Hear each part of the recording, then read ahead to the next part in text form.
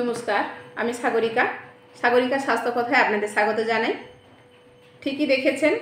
আচ্ছা, আয়োডিনের কি গুণ আছে কি নেই কিছু না জেনেই কি আপনারা আয়োডিন লবণ খাচ্ছেন? আগে তো জানুন আয়োডিনে কি আছে, খাওয়া উচিত কি না, কতটা খাওয়া উচিত, কেন খাওয়া উচিত, সেই ব্যাপারে আজকে আলোচনা করতেই বসেছি। প্রথমেই জানা যাক আয়োডিন কি। কেমন? আয়োডিন একটা প্রাকৃতিক একটা উপাদান, যেটা হচ্ছে তার পুষ্টিগুণ বিশাল। মানুষের শরীরের স্বাভাবিক বৃদ্ধি, মস্তিষ্কের বৃদ্ধি, মানসিক বৃদ্ধি, সব কিছুর সুষ্ঠু একটা বিকাশের জন্য, শারীরিক বিকাশের জন্য, মনের বিকাশের জন্য আয়োডিন কিন্তু আমাদের খুব উপকারী একটা উপাদান। আমরা কোথা থেকে পাই বলুন তো এই আয়োডিন? আমরা কোথায়, মানে আদপে এটা কোথায় পাওয়া যায়? আয়োডিন থাকে কোথায়? আয়োডিন মাটির মধ্যে থাকে, জলের মধ্যে থাকে, প্রকৃতির মধ্যেই মিশে থাকে। যেটা আয়োডিনটা, যদি বলি যে আয়োডিনটা কেন দরকার এবং কতটা পরিমাণে দরকার, আমাদের শরীরে আয়োডিন প্রতিদিনই কিন্তু দরকার। কেননা আয়োডিন শরীর সংগ্রহ করে রাখতে পারে না। সেটা প্রতিদিন কতটা লাগে জানেন তো? সূচের ডগায় যেটুকু অংশ, 150 মাইক্রোগ্রাম। সেটা এত ক্ষুদ্র পরিমাণ, কিন্তু তবুও সেটা দরকার। একটা মানুষ সারা জীবনে 1 চামচ আয়োডিন তার দরকার হয়। একটা মানুষের সারা জীবনে তার 1 চামচ আয়োডিন দরকার হয়, এবং সেটা প্রতিদিন হয় কতটা? 150 মাইক্রোগ্রাম, যেটা সূচের ডগায় যে অংশটুকু, সেই অংশটুকু। কিন্তু সেটা পেতে হবে আয়োডিনযুক্ত খাবারের মধ্যে থেকে, এবং সেটা হচ্ছে প্রতিদিনই পেতে হবে। যা যা খাওয়া খাচ্ছি বা যেভাবে যা খাচ্ছি সব কিছুর মধ্যেও যেন আমরা এইটুকু পরিমাণ আয়োডিন শরীরে প্রবেশ করাতে পারি।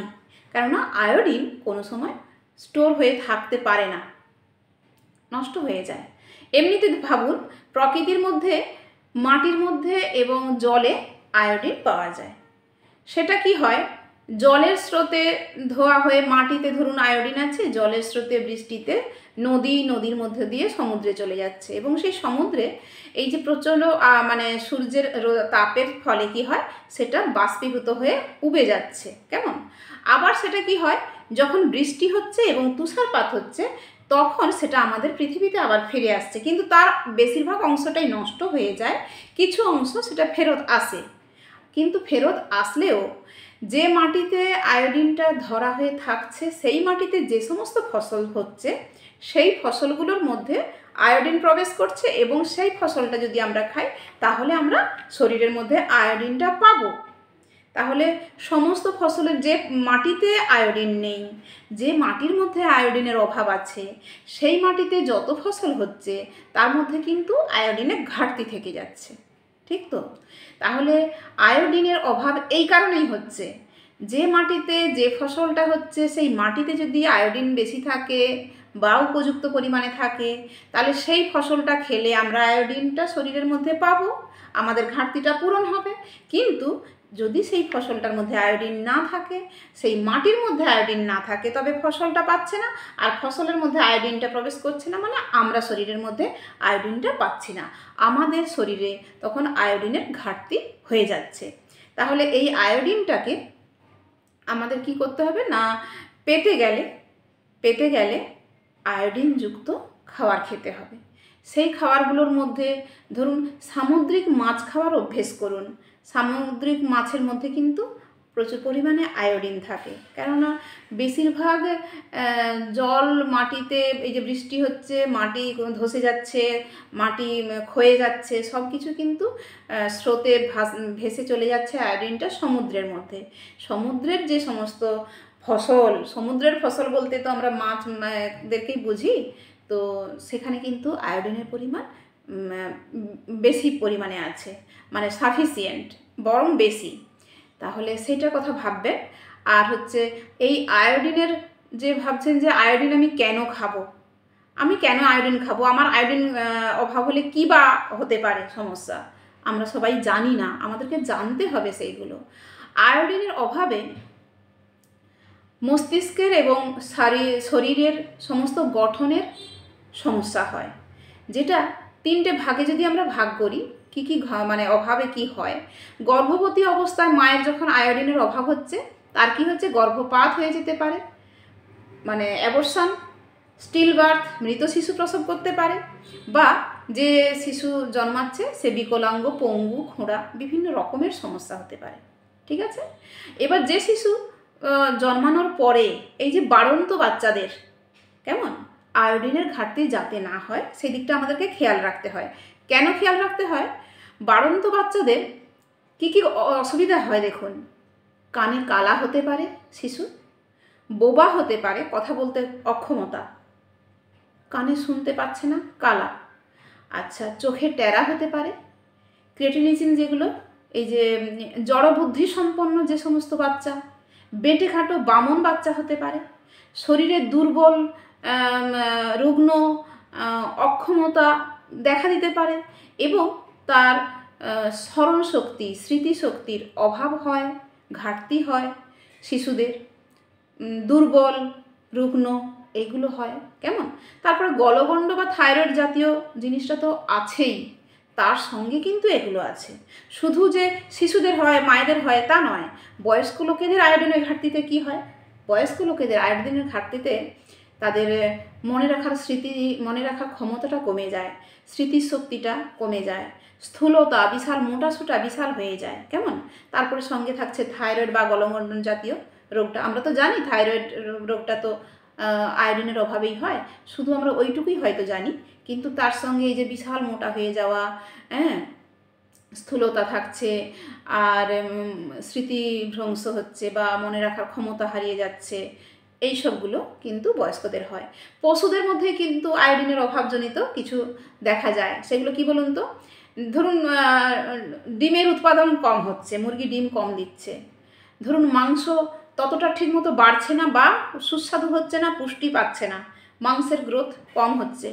আর ধরুন ভেড়ার যে লোম, পশমগুলো পাওয়া যায়, সেটা ভালো করে হচ্ছে না, গরু ভালো করে দুধ দিচ্ছে না। কেমন? তাহলে আয়োডিনের ঘাটতিতে পশুদেরও কিন্তু এইরকম সমস্যাগুলো হয়। তাহলে আমাদেরকে কি করতে হবে? আয়োডিনের অভাবজনিত যে রোগগুলো আছে এইগুলো দূর করার জন্যে আয়োডিন সাফিসিয়েন্ট ইনটেক করতে হবে, নিতে হবে, খেতে হবে। আমাদেরকে ভাবতে হবে যে এমন কি জিনিসগুলো আমরা খাবো, কিভাবে খাবো আয়োডিনটা আমি প্রতিদিন পেতে পারি। তাহলে আমাদের সেই জায়গা থেকে কিন্তু আমাদের মনে আসবেই যে এমন কোনো একটা জিনিস, যে জিনিসটা আমাদের প্রতিদিন খাবারের মধ্যে ঠিক যাচ্ছে। ধরুন লবণ আমরা রান্নার কাজে ইউজ করছি, যে কোনো খাবারের মধ্যে লবণ ছাড়া আমরা কোনো খাবারই খেতে পারি না, তাই না? তাহলে লবণ আমাদের মাস্ট দরকার প্রতিদিন।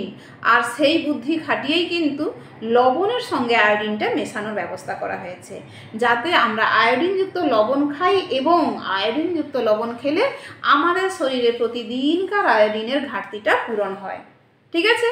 তাহলে আমাদেরকে কোন লবণ খেতে হবে? আয়োডিনযুক্ত লবণ খেতে হবে। কেমন? আয়োডিনযুক্ত লবণ আমরা খাবো, এবং সেই আয়োডিনযুক্ত লবণটাকে খেলে আমরা আয়োডিনটা সাফিসিয়েন্ট পাবো। আয়োডিনের কীভাবে আয়োডিনযুক্ত লবণটাকে আমরা রক্ষা করব? আয়োডিনের দেখুন কতগুলো ব্যাপার রয়েছে, আপনাদেরকে মাথায় রাখতে হবে। আয়োডিনযুক্ত লবণটাকে আপনি ভেজা হাতে ধরবেন না, নষ্ট হবে। ভেজা চামচ দিয়ে তোলা যাবে না। আয়োডিনযুক্ত লবণটাকে কোনো ফাঁকা কৌটাতে রাখবেন না। ফাঁকা কৌটাতে রাখা মানে সেটা আয়োডিনটা উদ্বায়ু, সেটা উড়ে যায়, বাতাসে মিশে যায়, উড়ে যায়। ঠিক আছে? আয়োডিন নষ্ট হয়ে যায়। রোদে, তাপে, সূর্যের আলোকে রাখা যাবে না। যেখানে সূর্যের আলোক লাগছে সেখানটা কিন্তু লবণটা রাখা যাবে না, কেননা আয়োডিন নষ্ট হয়ে যাবে। আর এমনকি এই জায়গায় আপনি ভাববেন যে তাহলে রান্নার সময় আমরা যে লবণ দিচ্ছি সব তো তাপে, গরমে উড়ে যাচ্ছে। হ্যাঁ, তাই তো হয়। তাহলে কি করবেন?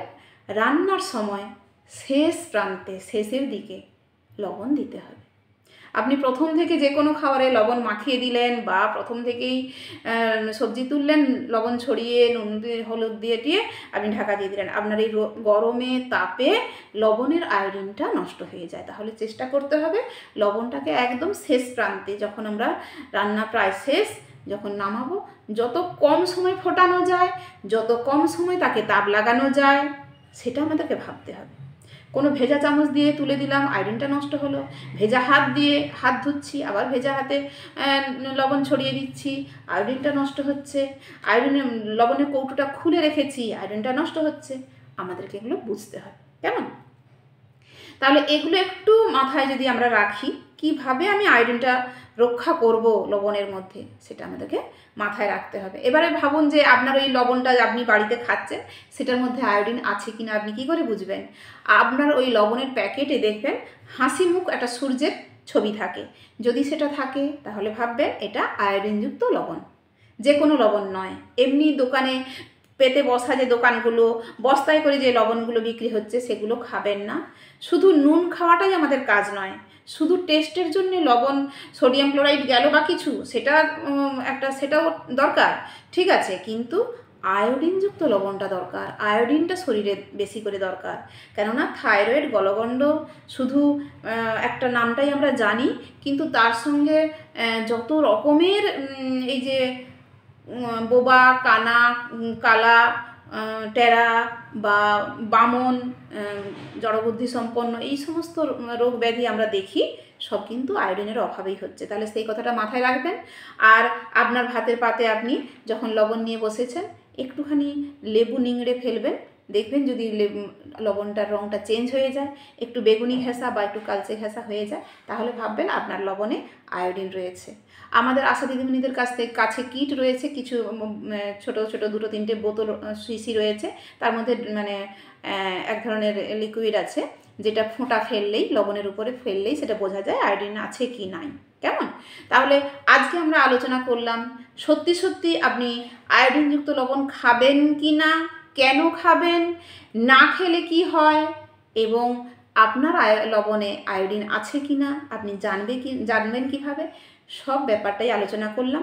পরের দিন দেখা হচ্ছে আবার একটা কোনো ভিডিও নিয়ে, আবার নেক্সট উইকে কোনো একটা ভিডিও নিয়ে আপনাদের সামনে আসবো। আর ব্যস্ততার কারণেই আসতে পারি না, বুঝতেই পারছেন। যাই হোক, সবাই ভালো থাকুন, সুস্থ থাকুন। সুস্থ রাখার জন্যই আমাদের এই প্রচেষ্টা। আপনারা পাশে থাকুন, লাইক করুন, সাবস্ক্রাইব করুন যদি প্রথম দেখেন, এবং কমেন্ট করতে ভুলবেন না। কমেন্ট করে জানাবেন কেমন হয়েছে বা কী ব্যাপার, কিছু বলার থাকলে অবশ্যই জানাবেন। নমস্কার।